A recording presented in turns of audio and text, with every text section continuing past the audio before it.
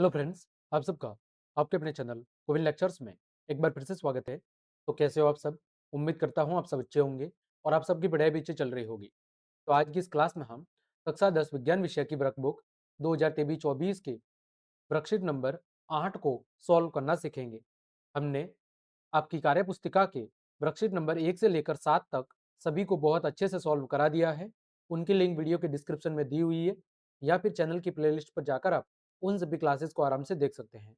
तो देखें, पहला प्रश्न आपके सामने दिया गया है कि जो उत्कृष्ट गैसें होती हैं, उन उत्कृष्ट गैसों की क्रियाशीलता अत्यंत कम होती है, क्यों? उत्कृष्ट गैसों की क्रियाशीलता अत्यंत ही कम होती है, क्यों? तो सबसे पहले उत्कृष्ट गैस होती क्या है? तो देखो, जो उत्कृष्ट गैस है, इसी का दूसरा नाम है निष्क्रिय गैस अथवा नोबल गैस। कौन सी गैस? निष्क्रिय गैस। इसके अलावा अक्रिय गैस, या इसी को हम कहते हैं नोबल गैस। ये तीनों नाम किसके हैं? इसी के नाम है। अक्रिय गैस कह लो, निष्क्रिय गैस कह लो या नोबल गैस कह लो। अब इसका ऐसा नाम क्यों पड़ा है? निष्क्रिय। निष्क्रिय मतलब ये किसी से कोई अभिक्रिया नहीं करती है। मतलब कारण क्या है? कारण ये है कि इनका जो बाहरी कोश होता है, बाहरी कोश मतलब अस्ट्रक, इनका जो बाहरी कोश है, जिसे हम क्या कहते हैं? जिसे हम अस्ट्रक कहते हैं। क्या कहते हैं? अस्ट्रक। ये जो अस्ट्रक होता है, ये क्या होता है? ये पूर्ण रूप से भरा होता है। क्या होता है? पूर्ण भरा होता है, यानी बाहरी कोश के अंदर 8 इलेक्ट्रॉन पूरे भरे होते हैं। जब बाहरी कोश पूर्ण रूप से भरा हुआ है, उसमें 8 इलेक्ट्रॉन पहले से मौजूद है, तो इलेक्ट्रॉनों की साझेदारी वहां पर संभव नहीं होगी। और जब इलेक्ट्रॉनों की साझेदारी नहीं होगी, तो वो किसी भी प्रकार की कोई कभी क्रियाशीलता नहीं दर्शाएंगे। ठीक है, तो आपको यही उत्तर लिखना है। अब अगर बात करूं मैं कुछ उदाहरण की, जैसे अक्रिय गैसों के नाम है हीलियम। हीलियम का परमाणु क्रमांक कितना है? 2। फिर है नियोन। नियोन का कितना है? 10। फिर है आपका ऑर्गन। ऑर्गन का कितना है? 18। फिर क्रिप्टॉन। क्रिप्टॉन का कितना है? 36। फिर है जेनॉन। जेनॉन का कितना है? 54। और फिर है आपकी रेडॉन। रेडॉन का कितना है? 86। तो इन सभी के जो बाहरी कोश है, वो क्या है? पूर्ण रूप से भरे हुए हैं। इस वजह से ये किसी भी प्रकार की कोई अभिक्रिया नहीं करती है या अपनी क्रियाशीलता नहीं दर्शाती है। तो वही आपको उत्तर लिखना है। तो हम लिखेंगे कि उत्कृष्ट गैसों का जो बाहरी कोश है, वो पूर्ण रूप से भरा होने की वजह से इनमें क्रियाशीलता की कोई प्रवृत्ति नहीं पाई जाती है। तो हम लिखेंगे कि उत्कृष्ट गैसों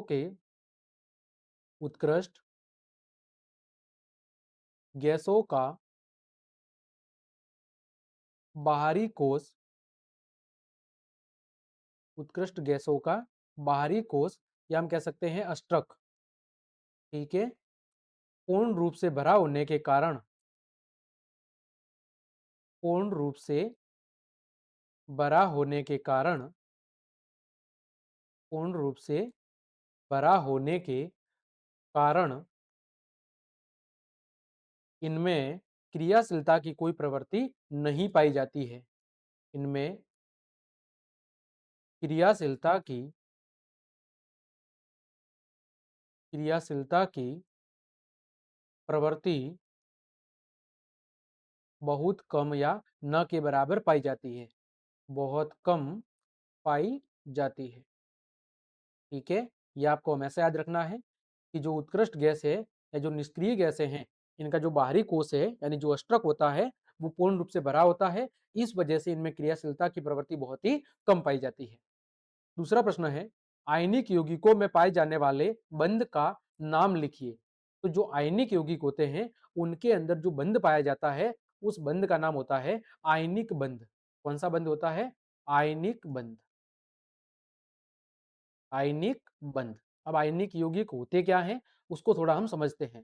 तो देखो, आयनिक यौगिक के उदाहरण की पहले बात कर लेते हैं। जैसे Na2O, NaCl, इसके बाद MgO, इसके बाद MgNO32, मैग्नीशियम नाइट्रेट। ये सब क्या है? आयनिक यौगिकों के उदाहरण हैं। तो होता क्या है कि जब एक परमाणु के द्वारा दूसरे परमाणु के साथ इलेक्ट्रॉनों की क्या होती है? साझेदारी या स्थानांतरण होता है। जैसे सिंपल सी बात है, Na और Cl माइनस, Na प्लस और Cl-। इसके बाहरी कोश में कितना इलेक्ट्रॉन है? 1 इलेक्ट्रॉन है। और इसके बाहरी कोश में कितने इलेक्ट्रॉन है? 7 इलेक्ट्रॉन है। तो सोडियम क्या करेगा? सोडियम अपना 1 इलेक्ट्रॉन क्लोरीन को दान कर देगा। तो इन दोनों के बीच में क्या होगी? इलेक्ट्रॉन की साझेदारी होगी। तो इलेक्ट्रॉन की साझेदारी से कौन सा बंध बनता है? आपका रासायनिक बंध। कौन सा बंध बनता है? रासायनिक बंध। और रासायनिक बंध के बनने से ही ये क्या बन जाएगा? एक आयनिक यौगिक NaCl बन जाएगा। तो रासायनिक बंध के कारण जो बनने वाला यौगिक होता है या जो आयनिक यौगिक होता है, आयनिक बंध की वजह से बनने वाला, उसे हम क्या कहते हैं? आयनिक यौगिक। कोई भी यौगिक जो आयनिक बंध की वजह से बनता है उसे हम कहते हैं आयनिक यौगिक। जैसे यहाँ पर NaCl है, ये सोडियम और क्लोरीन के बीच आयनों या इलेक्ट्रॉनों के आदान प्रदान से बना है। तो NaCl क्या है? आपका एक आयनिक यौगिक है। और इसके बीच के अंदर जो बंध है, सोडियम और क्लोरीन के बीच का जो बंध है, उसे कहते हैं हम आयनिक बंध। ठीक है। तीसरा, आयनिक यौगिकों का गलनांक व क्वथनांक उच्च क्यों होता है? अब देखो, आयनिक यौगिक क्या है? NaCl। ये बना कैसे है? ये सोडियम और क्लोरीन के बीच में रासायनिक बंध के निर्माण के कारण बना है। अब इन दोनों के बीच में क्या है? मजबूत आकर्षण बल है ना? मजबूत अंतर आयनिक क्या है? आकर्षण बल है। इसके आयनों के बीच में बहुत शक्तिशाली आयनिक बल है। अब इसका गलनांक यानी अगर इसको पिघलाना है तो पहले इस बीच का जो बंध है, जो मजबूत आकर्षण है, उसको तोड़ना पड़ेगा। और उस आकर्षण को तोड़ने के लिए बहुत अधिक मात्रा में किसकी जरूरत पड़ेगी? ऊर्जा की जरूरत पड़ेगी। तो हम लिखेंगे कि आयनिक यौगिकों के आयनों के मध्य, हम लिखेंगे आयनिक यौगिक के आयनिक यौगिकों के आयनों के मध्य, आयनों के मध्य मौजूद प्रबल अंतर आयनिक आकर्षण बल के कारण, अंतर आयनिक आकर्षण बल के कारण इनका गलनांक व क्वथनांक क्या होता है? उच्च होता है। इनका गलनांक एवं क्वथनांक क्या होते हैं? उच्च होते हैं। कैसे होते हैं? इनके गलनांक और क्वथनांक उच्च होते हैं। तो ये आपके याद रखना है कि जो आयनिक यौगिक होते हैं उनके आयनों के बीच में कौन सा आकर्षण बल पाया जाता है? अंतर आयनिक आकर्षण बल। और उस अंतर आयनिक आकर्षण बल की वजह से ही इनके गलनांक और क्वथनांक कैसे होते हैं? उच्च होते हैं। आगे प्रश्न संख्या 4, सोडियम और मैग्नीशियम के लिए इलेक्ट्रॉन बिंदु संरचना लिखिए। तो बात करें सोडियम की, तो सोडियम का जो परमाणु क्रमांक है वो कितना है? 11। तो इसका इलेक्ट्रॉनिक विन्यास कितना होगा? 2, 8 और 1। यानी इसके पहले कोष में 2 इलेक्ट्रॉन, दूसरे में 8 और तीसरे में 1। तो इसकी इलेक्ट्रॉन बिंदु संरचना कैसे बना देंगे हम? ये Na लिख देंगे और इधर 1 इलेक्ट्रॉन बता देंगे। इसका मतलब इसके बाहरी कोष में कितने इलेक्ट्रॉन है? इसके बाहरी कोष में केवल और केवल 1 इलेक्ट्रॉन है। फिर है मैग्नीशियम। मैग्नीशियम का प्रतीक क्या होता है? Mg। ये कितने नंबर पे आता है? 12 नंबर पे। इसका इलेक्ट्रॉनिक विन्यास 2, 8 और 2। यानी इसके 2 कोष तो पूरे भरे हुए हैं। ये आपका K कोष है, ये L और ये M। इसी तरह इसका भी ये K, ये L और ये M। तो K और L तो पूरे भरे हुए हैं। और M कोष में कितने इलेक्ट्रॉन है? 2 इलेक्ट्रॉन। तो मैग्नीशियम के ऊपर आपको कितने इलेक्ट्रॉन बनाने हैं? आपको 2 इलेक्ट्रॉन बताने हैं। ये होगी मैग्नीशियम की इलेक्ट्रॉन बिंदु संरचना। ठीक, आगे बढ़ते हैं। प्रश्न संख्या 5, अंतर बताइए खनिज और अयस्क में, भर्जन और निस्तापन में। तो इसके उत्तर को हम थोड़ा अच्छे से समझते हैं। सबसे पहले हम बात करते हैं आपके खनिज और अयस्क में अंतर की। तो हमने एक भाग में लिखा है खनिज और दूसरे भाग में हमने लिखा है आपका अयस्क। अब इन दोनों के बीच अंतर को समझते हैं। खनिज किसे कहते हैं? तो जिन प्राकृतिक पदार्थों में धातुओं के यौगिक पाए जाते हैं उन्हें हम क्या कहते हैं? खनिज कहते हैं।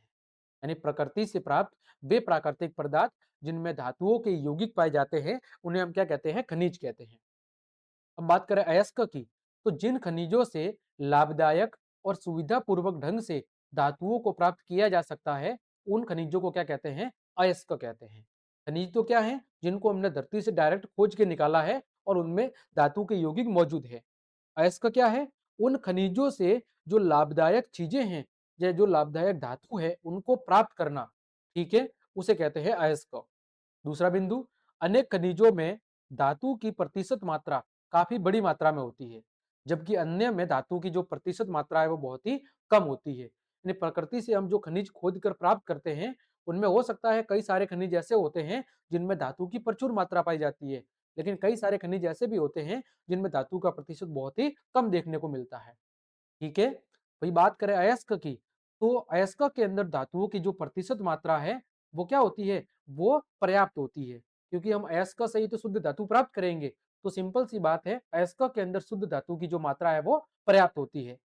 अगला बिंदु था कि जो खनिज होते हैं, खनिज के अंदर बहुत सारी क्या होती है, अशुद्धियां होती है, क्योंकि खनिज को तो हमने जमीन से खोद के निकाला है, तो उसमें बहुत सारी अशुद्धियां होती है जो धातु के निष्कर्षण में क्या करती है, रुकावट डालती है। मतलब जब खनिज से हम धातु को प्राप्त करते हैं तो उनमें रुकावट उत्पन्न करती है। वही बात करें अयस्क की, तो अयस्कों में कोई भी आपत्तिजनक अशुद्धियां नहीं होती है। अयस्क के अंदर ज्यादातर जो अशुद्धियां है वो ऐसी होती है जो निष्कर्षण की प्रक्रिया होती है, जब हम धातु को साफ करते हैं उस प्रक्रिया के अंदर आसानी से साफ हो जाती है। अगला, सभी खनिजों को धातु निष्कर्षण के लिए उपयोग में नहीं लाया जा सकता। सभी खनिज अयस्क नहीं होते हैं। यानी हमने धरती से जो भी खनिज निकाला है, जरूरी नहीं है कि सभी खनिजों के अंदर धातु मौजूद हो। यानी धरती से निकाले गए जो सभी खनिज है उनमें सब में अयस्क मौजूद हो ऐसा नहीं होता है, लेकिन सभी अयस्क से हम धातु निष्कर्षण को कर सकते हैं। नहीं, जितने भी अयस्क होते हैं उन अयस्कों का उपयोग हम धातु निष्कर्षण के लिए उपयोग में ला सकते हैं, उनका उपयोग कर सकते हैं। तो ये दोनों के अंदर अंतर हो गया। अगला प्रश्न था, वर्जन और निस्तापन में आपको अंतर लिखना है। इसमें वर्जन और निस्तापन में, तो देखो वर्जन क्या है, तो वर्जन का उपयोग जो सल्फाइड अयस्क होते हैं उनके शुद्धिकरण या निष्कर्षण के लिए किया जाता है। वर्जन का उपयोग वेरी वेरी इंपॉर्टेंट, अभी अर्धवार्षिक में भी पूछा गया था। तो वर्जन का उपयोग सल्फाइड अयस्कों के निष्कर्षण में किया जाता है। वही बात करें निस्तापन की, तो इसका उपयोग कार्बोनेट और हाइड्रेट अयस्कों के लिए शुद्धिकरण में किया जाता है। इसके लिए कार्बोनेट और हाइड्रेट अयस्कों के शुद्धिकरण के लिए निस्तापन का उपयोग किया जाता है। वर्जन में अयस्क को वायु की उपस्थिति में गर्म करते हैं। जो वर्जन की क्रिया है उसमें जो धातु अयस्क है उसको हम वायु की उपस्थिति में गर्म करते हैं, जबकि निस्तापन में जो धातु अयस्क है उसको वायु की अनुपस्थिति में गर्म किया जाता है। तीसरा अंतर, वर्जन में अयस्कों को गर्म करने के बाद कौन सी गैस उत्पन्न होती है, SO2 गैस। वही निस्तापन में कौन सी गैस उत्पन्न होती है, आपकी CO2 गैस उत्पन्न होती है, कार्बन डाइऑक्साइड गैस उत्पन्न होती है। तो ये दोनों के अंदर क्या हो गया, अंतर हो गया। पहला अंतर था कि भाई वर्जन का उपयोग सल्फाइड अयस्कों के शुद्धिकरण में किया जाता है, निस्तापन का उपयोग आपके कार्बोनेट और हाइड्राइड अयस्कों के शुद्धिकरण में किया जाता है। वर्जन में अयस्कों को वायु की उपस्थिति में गर्म करते हैं, निस्तापन में अयस्कों को वायु की अनुपस्थिति में गर्म करते हैं। वर्जन की क्रिया में सल्फर डाइऑक्साइड यानी SO2 गैस उत्पन्न होती है और निस्तापन की क्रिया में आपकी CO2 गैस उत्पन्न होती है। ठीक, आगे देखो अगला प्रश्न, उदर में जलन होने पर, यानी हमारे पेट के अंदर जलन होने पर एंटा एसिड का उपयोग क्यों किया जाता है। एंटा एसिड किसे कहते हैं, प्रति अम्ल। प्रति अम्ल का मतलब है सारक, सिंपल सी बात, क्या है, सारक। तो देखो पहले मैं थोड़ा इसको समझाता हूं। होता क्या है कि हमारे आमाशय के अंदर भोजन की जो पाचन प्रक्रिया है उस दौरान कौन सा रस स्रावित होता है, जठर रस। कौन सा रस होता है, जठर रस। जठर रस में होता क्या है, HCl, हाइड्रोक्लोरिक अम्ल। कौन सा अम्ल होता है, हाइड्रोक्लोरिक अम्ल। जठर रस में कौन सा अम्ल होता है, हाइड्रोक्लोरिक अम्ल। कभी कभार क्या होता है कि जब हम खट्टी चीजों चीजों का ज्यादा सेवन कर लेते हैं, कौन सी चीजों का, खट्टी चीजों का, तो HCl का स्राव अधिक होता है और इस वजह से हमारे पेट के अंदर अपच या एसिडिटी होना शुरू हो जाती है। अपच कह लो, दर्द कह लो, जलन कह लो, ऐसा होना क्या हो जाता है, शुरू हो जाता है। तो फिर उस अम्ल की मात्रा को कम करने के लिए हम क्या कहते हैं, या तो हम इनो पीते हैं। ठीक है, उस इनो के अंदर क्या होता है, इनो के अंदर होता है आपका सोडियम हाइड्रोक्साइड या पोटेशियम हाइड्रोक्साइड या मैग्नीशियम हाइड्रोक्साइड। ठीक है, ये क्या होते हैं, ये सारक होते हैं। तो ये करते क्या है, हमारे पेट के अंदर जो हाइड्रोक्लोरिक अम्ल है, जो जठर रस है, उसके प्रभाव को कम कर देते हैं और उससे हमें क्या मिलता है, आराम मिलता है। ठीक है, तो देखो इसका उत्तर हम कैसे लिखेंगे।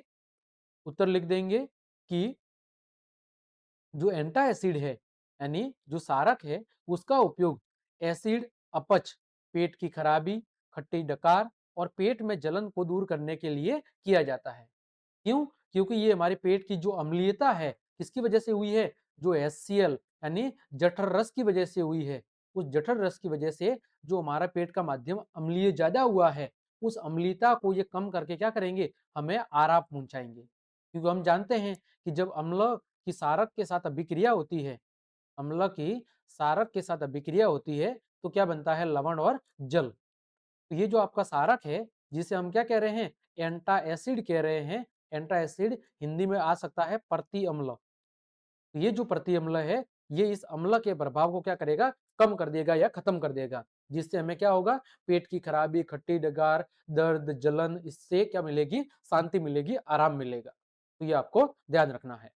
आगे बढ़ते हैं। देखो अगला आपका प्रश्न है, वो दिया हुआ है कि दो धातुओं के नाम बताएं जो प्रकृति में मुक्त अवस्था में पाई जाती है। ऐसी दो धातुओं के नाम बताने हैं जो प्रकृति में मुक्त अवस्था में पाई जाती है। मुक्त का मतलब बिल्कुल खुली अवस्था में पाई जाती है, ये किसी का के साथ संयुक्त रूप में नहीं पाई जाती है। तो उत्तर हो जाएगा आपका सोना, चांदी और प्लेटिनम। ये प्रकृति के अंदर ऐसी धातु है जो मुक्त अवस्था के अंदर पाई जाती है। आठवां, उस यौगिक का नाम लिखिए जो चांदी को कालापन प्रदान करती है। उस यौगिक का नाम लिखना है जो चांदी को कालापन प्रदान करती है। तो उस यौगिक का नाम है सिल्वर सल्फाइड। क्या नाम है, silver sulphide. Silver sulphide, silver sulphide, इसका सूत्र क्या हो जाएगा, Ag2S। अब देखो होता क्या है कि जो वायुमंडल है, वायुमंडल में मौजूद जो ऑक्सीजन है, उसके साथ जो सिल्वर या चांदी है वो क्या करती है, अभिक्रिया करती है और क्या बनाती है, सिल्वर ऑक्साइड। क्या बनाती है, आपके सिल्वर ऑक्साइड बनाती है। ठीक है, जब सिल्वर ऑक्साइड बन जाता है तो होता क्या है कि ये जो सिल्वर ऑक्साइड है, ये वापिस ऑक्सीजन और हाइड्रोजन सल्फाइड के साथ क्या करता है, अभिक्रिया, और क्या बनाता है, सिल्वर सल्फाइड बनाता है। और इस सिल्वर सल्फाइड की वजह से ही जो चांदी की वस्तुएं हैं, ये कुछ समय के बाद क्या हो जाती है, काली पड़ जाती है। देखो अगर आप अभिक्रिया लिखना चाहो तो अभिक्रिया क्या होगी, जैसे यहाँ पर आपका सिल्वर है, सिल्वर की अभिक्रिया किससे हो रही है, ऑक्सीजन से हो रही है, और किससे हो रही है, आपके हाइड्रोजन सल्फाइड से हो रही है। और इनके अभिक्रिया से बनेगा क्या, बनेगा आपका सिल्वर सल्फाइड। क्या बनेगा, सिल्वर सल्फाइड बनेगा, और क्या बनेगा, आपका जल बनेगा। तो इस सिल्वर सल्फाइड का जो रंग है वास्तव में वो कैसा होता है, काला होता है। और इसी वजह से चांदी से बने जो आभूषण या जो बर्तन वगैरह होते हैं, वो कुछ समय के बाद कैसे पड़ जाते हैं, काले पड़ जाते हैं। ठीक है, तो इस तरह हमने आपके कार्यपत्रक 8 के सभी प्रश्नों के उत्तर बहुत अच्छे से जान लिए हैं। उम्मीद करता हूं सभी प्रश्नों के उत्तर आपको अच्छे समझ में आए होंगे। तो क्लास देखने के लिए आप सभी का धन्यवाद। यदि आपको मेरी क्लास और मेहनत पसंद आई है तो फिर लाइक, कमेंट, शेयर और सब्सक्राइब जरूर करें। आज के लिए इतना ही। जय हिंद, जय भारत।